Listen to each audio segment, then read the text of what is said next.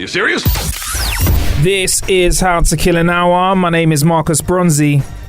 And I'm producer Bill. How's it going? Good. I'm good, Bill. I'm good. Plenty of ways to kill some time out there. Thank you for killing some time with us in advance. Don't forget to head to howtokillanhour.com/news and you can join our newsletter and stay one step ahead of everything that's going on in the How to Kill an Hour world. Billy, first bit of the show, we usually talk about how we've been killing time with Killabit. I've got fucking loads of stuff again. Been doing loads, Bill. Keeping us on our toes over here, Billy. Shall we talk about a car first? Many hours have been killed. Yes. I've seen the video. It looks good. I think you guys will enjoy it. It's another visual one, isn't it? We've got another video for this, so you can click the link in the show description to see it. It's really interesting that in a world where there's a lot of technology in cars, it's always exciting to see how they integrate that into a sporty car. Because I've realised, because I'm not a petrol head, I'm the first to say that a big thing about car love is about that kind of gritty, that kind of like it's you know what I mean, like the actual vibration of the vehicle, the rumbling through of an tunnel. engine, the taking off, going through a tunnel. So, you know, Toyota hit us up and we're like, yo, do you want to drive a car? And I was like, yeah, man, I'll have one of those hydrogen techie ones that you put hydrogen in and water comes out of it instead of fumes. And they were like, yeah, hold on, how about you drive this G86 Blue Edition? And I was like, yeah, man, cool, whatever, let's do this. And quickly Googled what a G86 was. GT86. I was about to say. Sorry, GT86. And we really got to experience something that was gave me a very different opinion on sports cars and kind of has helped me fall in love with the coupe and the sports Coupe. the coupe and the GT kind of section of cars. And the club versions of the Toyota GT86 focus on its style and performance, and with this Blue Edition you actually get a performance pack, which I think it gives you some slightly different suspension. You've got the wing on the back as well. Is it spoiler, Bill? There you go. Let's call it. Yeah. Spoiler. So there you you go. corrected yourself there. Man's down with it. Well, And I'm not even a car head there myself. we go. All levers, a decent sound system, and it's just more of a focused drive. Now, the first thing I noticed when I got in this, and I've been, like I said to Billy in the last episode, we've got a lot of car stuff coming up this month now, and we've been in a lot of spaceships. Like a lot of the cars you get in are like, you know, automatic this, will turn this, big centered screen, like, you know, that takes up the whole car. It's kind of been like, yeah, man, it's kind of spaceshipy. Is kind of the way to put it, especially when in the SUV kind of type vehicles. But this, I feel like they stripped this back as far as they could without kind of just saying, no, fuck this, you don't need tech. Because obviously you can still plug in your iPhone, still use a Toyota sound system. I think John Bentley spoke about it the episode before last. Previously, yeah, definitely. And you know, at the end of the day, I got in this 2 litre 6-speed 130 or 140 mile top speed car. All of these specs were great. I was like, yeah, cool, got in it. And you know what? Nothing was nicer than just putting your foot down and hearing the engine roar. It made such a beautiful sound, and it was a real head turner in a way that I didn't feel like, you know, you get that kid that kind of soups up his car and pulls into a parking lot and like wants to like get noticed, and everyone's like, dickhead.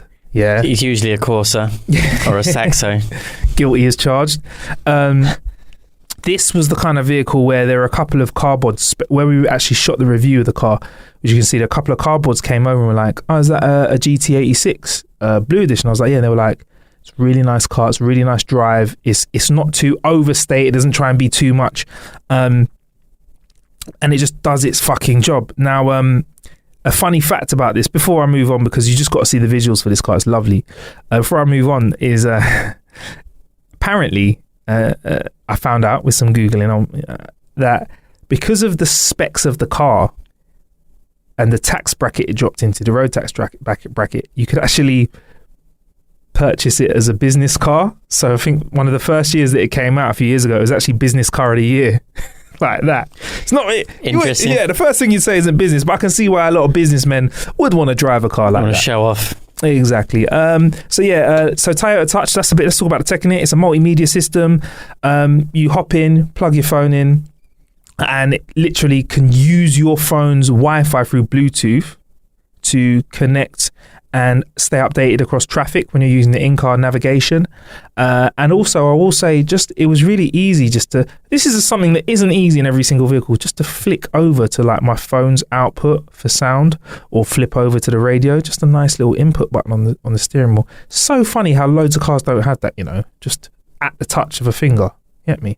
But yeah, sporty car, Billy. For a week, man, I was doing it, bruv. Solid effort. I was Bronzy. Back again. Thank you very much, Toyota. I mean, I'm ready to drive your hydrogen car because I am into tech and saving the world. But if everybody has a hybrid vehicle, hey, hit us up. Be a novelty me driving around one of those. But yeah, no, lovely vehicle. And please check the full review, have a look at it, and check out a car that is 30 grand, which I must say is fairly cheap for a sports car. And what it looks like, it looks like a 60, 70, 80 grand car. It does look sexy, and it's just got the sax tuned suspension, the performance dampers, it's got Brembo brakes. Like, if you're a car person, this thing means a lot to you. Do you know what I mean? You put your foot down, you feel it. It's very responsive. The brakes handle well as well. If you want to take it on the track, you can whip off that traction. You can actually press a track button on the car as well, and you can feel that difference, baby. So yeah, man, like I think it's very reasonably priced, done very well. And I looked at some other blogs as well, just to kind of see what was the general gist, because I was thinking I'm going to have a totally different opinion to them because I'm not a classic car guy, but they seem to like it for the same reasons as well. Do you know what I mean? Like, it was just an out and out car, no bullshit, just a nice vehicle. Do you know what I mean? Fair enough. Yeah, it's a beautiful vehicle. I like it very, very much so. So when I was invited to go and play Devil May Cry well before its 8th of March drop, I was like, you know what? It'd be rude not to. So I headed over to the Shard, of all places, went up 34 floors to an executive suite. Looked like it was ready for a boss battle. And headed in to play the game. Maybe the fact that I was at the Shard had something to do with the content in the game. Maybe. Who knows? Maybe you got to watch the video that we put on howtokillanhour.com and you'll find out. Basically got our hands on with the game. For your classic Devil May Cry fans, which we had loads of in the building, they said it had everything that it needed, which is energy, speed, a sick rock and roll soundtrack, mad guns, mad swords, mad punching up people. Yes, please? Basically, hack and slash fun. Which is what I remember Devil May Cry to be. Lots of hacking and slashing, lots of guns, lots of mess. So you're a Devil May Cry fan then? I've played it a couple of times. Oh, yeah. I know what it's like. I haven't played it extensively, but I know what it's like. Okay, so you've done the hack and slash, you've done the blood and gore, killing these monsters, these insane bosses that you get to destroy. It's got all of that. Plus, there's a new character called V, who is hands off on a hack and slash. He's hands off, bro. What? What do you mean by hands off? So he's hands off. So he is the Devil May Cry Dr. Doolittle. He summons beasts. So he can summon a jaguar or a panther, and he can summon like a crow. And these, instead of like in Devil May Cry hack and slash games as well, you run up and it's all about getting right in the action, smash up. He actually is his character's weaker. So he has to fall back and direct these animals, these spirit animals, to go and fight the other creatures. And it's a very interesting dynamic because you kind of can set one, like your bird on one animal, your panther on another, and if you hold back enough and manage to avoid getting hit enough, you can actually summon some special moves and summon some special creatures as well, which is a really some people found it hard to play with, but I actually managed to really enjoy it, man. It was pretty good. It's pretty interesting to kind of take a step back and kind of direct proceedings. You were like an orchestrator, orchestrating the death of all of the demons. So that was Devil May Cry 5, man, out on the 8th. Look out for that, bruv. Sound good to you, or does that sound like too much of an oxymoron? Yeah, 8th of March, 2019. That sounds like a lot of fun. Yeah? But definitely. But the hands-off stuff, though. It's definitely a different dynamic to what you're usually used to. You're usually like just mashing buttons and like I say, blood and gore and that. But obviously, you just stand back and watch other people do it. It's so funny, like because there were like 20 stations in a room, and everyone was playing with headphones on. You walked in and all you heard was like on like a million buttons at the same time, like 20 times buttons. You just said. I was like, fucking hell, these lot are mashing up buttons in here. But yeah, check the full video at howtokillanhour.com via the link in the show description. Next thing is eSkate Hub, Bill. Shout out to the gentlemen that created the eSkate Hub. Basically, if you want to know more about skateboards that are electric, aka electric skateboards, or as I like to call them, electro boards, you can go to the eSkate Hub. Innit, Bill? I mean, I'm not clued up on eSkate Hubs. I mean, we've got eSkate Hubs, sorry, electric skateboards. We've covered them on the show. Yep. But you've been the guy to take the lead on that, and yeah, boy. I feel as though if I put it on and I push forward, I'm going to fall off backwards off that thing. So, what is it like? What is it riding an electric skateboard like? Is it easy? Is it difficult? Tell me all about it. I will say though, like driving an electric skateboard, you kind of just got to be sensible. Like, first things first is some of these things now can go at like 20 miles an hour or 18 miles an hour, yeah. So if you come off other one of those, you are, for lack of a better term, fryer tucked. Yeah, so you're proper fucked. So basically, when I did the video where I'm not wearing the helmet and I'm wearing shorts, we did that in a super empty place at like 4 in the morning, 5 in the morning during the heat wave. Come again? Summer. 5 o'clock in the morning. It's 5 in the morning. It was during a heat wave, and I was like, look, it was during the heat wave last year when the sun was just out, skies were blue. That's the way we managed to find a clear enough space to hit some of the top speeds. After that shoot, I like vowed to never ever get on a board in shorts again. I didn't fuck up my knees, but I came off once at top speed and like managed to hit grass and just roll forever. It was the longest. You know, you got to break a forward a roll. I felt like I did like a 50 rolls, and I was just like, do you know what? Like, it's not worth dying over a skateboard. So long story short, wear a crash helmet. Yeah, wear a crash helmet and wear long clothes. But if you have any questions about electric skateboards, this eSkate Hub is the spot. It's got like this. It's got the top 3 skateboards that they recommend. It's got all information. Plus, it's got this interactive little where is it? Comparison. Yeah, it's a little comparison area. It's on the site where you can actually click on different elements of a board and find out what does what on a board, what could suit you. And yeah, man, I really like it. They kind of reached out to us and just asked if we could share it, and we were like, hey, no problem at all, man. So check that out on the How to Kill an Hour site. If you want my quick recommendation of boards, actually, I tried out some off-road boards, which we've got coming up soon. So we've got some visual content for that. So hold tight for an episode where we can talk about that a bit more. Something else that we killed some time with was a tap wearable keyboard, Billy. Tap wearable keyboard was a little device that you wore on your hand and you typed the air and it typed, bro.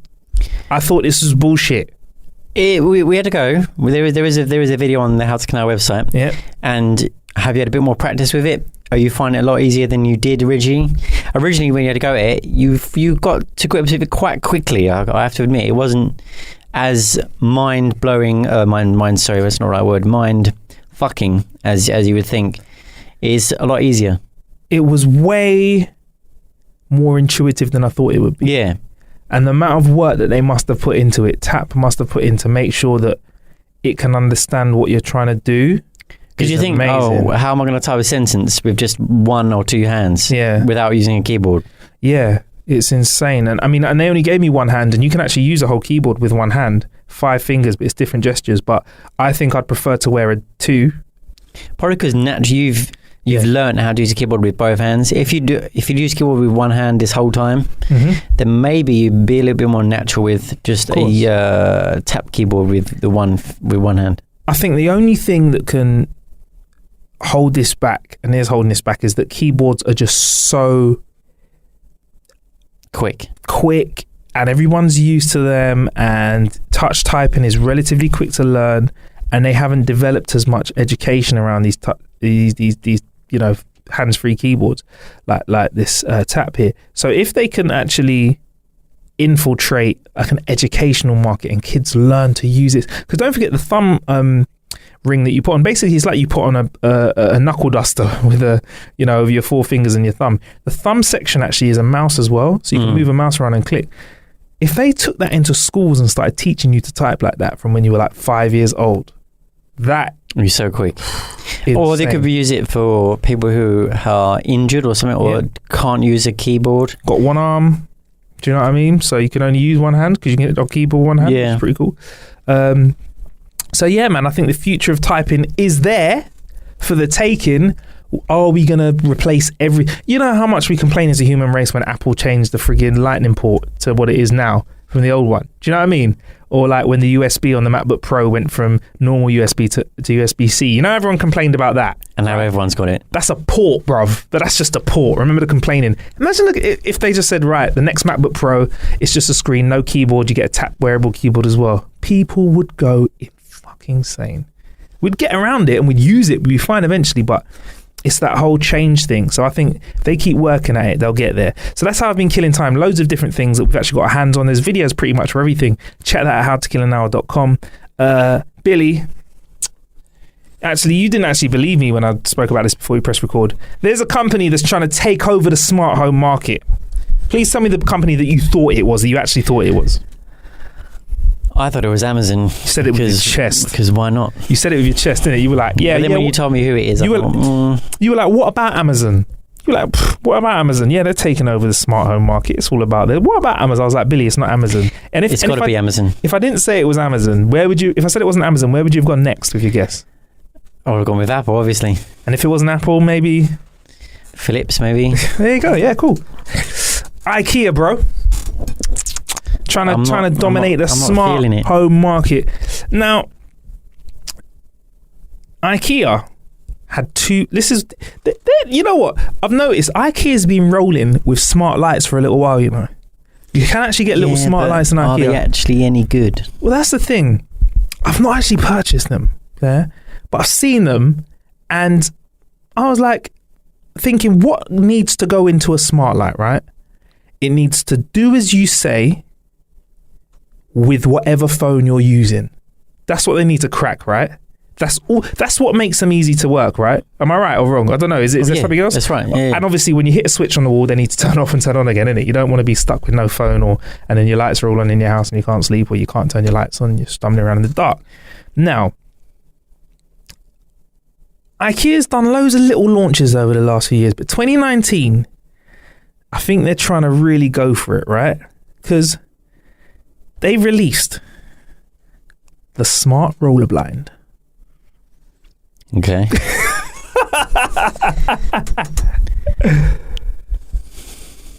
A pair of them, €99.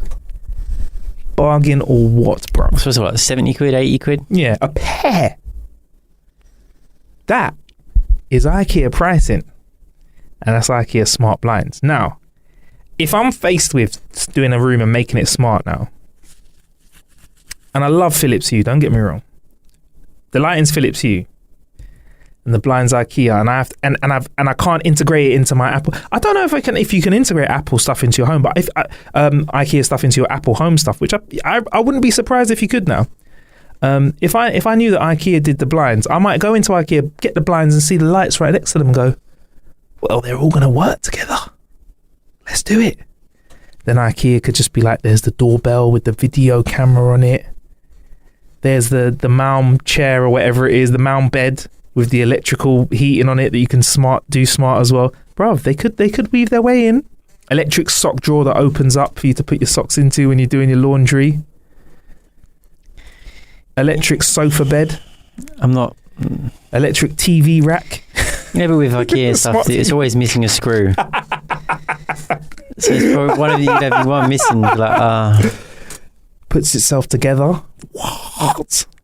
Now that'd be a thing. You could buy an IKEA bot, right? You bring it home, set it up. Yes. You go IKEA. Yes. Build me a suit. Build me a chest of drawers. Yes, and it starts to and it just disassembles other things in your house and starts making it out of it as well. Takes apart a table that you never use. Goes, oh, you don't know how to use this, and it makes it into something. Or you just leave the pieces in front of it. Yeah, just leave the pieces in front. Bang. You go to work, come back. Yeah. There you go. New chest of drawers, and it's filled it up with clothes for you as well. Oh, that'd be the one, folding your stuff. So IKEA going for it. All joking aside, if IKEA start really going for these smart blinds that, and obviously, when you connect things to an app now, once the device can go up and down, for example, with a blind, it's not a case of that device being smart. It's a case of just the apps or the hub that works with it being smart. So when it gets dark, the blinds go down. When it gets light, the blinds go up. Do you know what I mean? But at the same time, I don't think I would be able to trust a company that's built on homeware to move into the technology realm. Really? I'd rather trust a company. Well, then again, you could say about Amazon. Amazon used to be a shop, and now they're doing loads of techie stuff. So you could probably argue for the case that IKEA could probably do it. Yeah. I mean, do you think that IKEA have enough clout to maybe ask Apple if they could their blinds could go in their store? Come again? What you want to sell their blinds in the Apple store? You can go to the Apple store and buy other things like, I don't know, Mechamon or... Yeah, why not? I mean, just stick it in the shop. Why not? See what happens. DJI drones you can get at the Apple store. So maybe Apple could be in with stuff, man. And I mean, I just think smart blinds from IKEA could be the future of affordable smart homes. Because I've got a friend he does home development. So he does... He's actually an electrician by trade, but he does development of houses now. They're bigger projects. So you take a shithole of a house, like a middle terrace house in, I don't know, Kent, where Billy lives, and you want it done up, and he'll do the whole lot for you. A big part of that bill is the smart home stuff, because no one really knows how to. The everyday person doesn't know how to set up a super smart home. Now, if IKEA start moving in and making the simple things like blinds, lighting and all that get done, I think the last complex piece of the puzzle is the nest and the locks. Do you know what I mean? And if IKEA start to get savvy with that as well, could be onto something, bro. You don't look convinced, do you? No love. I'd be more convinced with an Amazon or a Apple. Have you had a bad experience with an IKEA? Is that what it is? No, I'm just not feeling it personally. I don't think they'll be able to crack it. I mean, if they do, good luck to them. But fair enough. I'm more convinced with the Philips and the Apples and the Amazons. Fair enough. I'm loving all the smart stuff that's out there, like the smart snap specs that we got our hands on. Video about this on the How to Kill an Hour website as well. The new 2.0s, I was really happy to find out that they could resist water, so you can take them to a beach and a pool party. Could even take photos underwater. You can export like freaking long videos. You can do widescreen videos, white background, black background. It's sick. But what I was really happy about with the snap specs is the new design, the Nikos. They're like your Wayfarer kind of look for glasses. You know what I mean? On first inspection, you can't really tell that they're Snapchat spectacles either. Great for getting my. Oh, steady. No. I do not condone that. But no, they look sick, man. And they do actually still look like snap specs when you look closely. And they've got an LED on them, so when you're filming, people know as well. So you can't be doing no friggin' low-key filming. Yeah. Which people worry about. But I think they look really cool, man. I can't wait to wear them more as the sun comes out a little bit more, man. They're doing really well. I think these snap specs could be something that could bring back Snapchat. Definitely. I mean, instead of like whipping out your phone and using it, you could just tap a button on your... or tap or double tap on your glasses, and then bang, there you go. There's nothing. Sorted. Yeah, there's nothing more I love sometimes than just leaving my phone in my pocket. And how good would it just to go around, experience, tap it? You know what? I think, should we do a few experiences like when we do days out? Should we just cover it on the snap specs for How to Kill an Hour? Yeah, tap it and bang, there you go. Content got. Tap it and bang. And it's got sounds like last episode. It's got audio as well, so you'll be able to hear what we're talking about. Yeah, and also it steadies. It has a gyro in it, so if you move around like your head left and right, you don't get all sick watching it. It kind of steadies it out as well. Stabilizes the video. Yeah. I think it's digital stabilization, but it does its job as well. I don't think you can export the footage as a circle as well as a square, so it doesn't. It's not always as a circle. Go for the square though, man. Come on, man. No, I like the square better. Just a preference for me. Before we get out of here, I don't know, Bill. I mean, we did get a bit of something from DJI. I don't know if we should save that for the next episode, because the video for that might not be out just yet, or it might be. I'd say let's tease it right now. Say that there's a good thing coming very soon. So keep your eyes and ears out for it. Yeah, I mean, and it's something that is incredibly small but powerful. I think it could change the world. Like, I wouldn't for go that people far, like but us. change the world. It could though. Like, it could change our world. Like, because I'm all about low profile, right? Oh, I thought you meant change the world as in say world hunger. Nah. Couldn't change. Nah. Well, when we find that, we'll dedicate a whole month of episodes to that. But I just think like form factor is my number one thing when it comes to. I mean, I agree on that respect. In all seriousness, it will save the world for creators that don't want to carry around big, large, chunky. They just want to go out and then come back again. Exactly. But what I've found out, even though Billy used the C word there, which probably made it quite obvious. But like, oh no, yeah, I have to beat that out. But what makes it, I think what's important, like with form factor over the last few years, we've lost quality.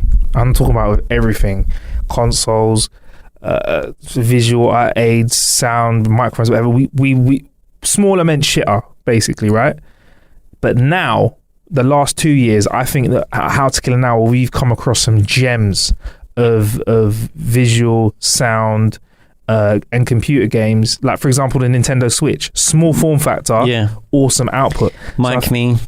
Yeah, that was really good as well. So I think moving forward, this is going to be the year where we're going to see some great small stuff, and maybe some bendy iPhones. Yeah, maybe a bendy iPhone or maybe a bendy Samsung. Yeah, well, they're gonna hit us with it at MWC, which I'm not heading to this year, but we've got someone on the ground there that we'll be able to talk to when they come back. But anyway, there's plenty of ways to kill some time there. Head to the newsletter, howtokillanhour.com/news. We've got some awesome guests coming up. We've got some more great visual content coming up. Plenty of ways to kill time out there. Thank you for killing some time with me. I've been Marcus Bronzy, and you've been Producer Bill. Stay blessed.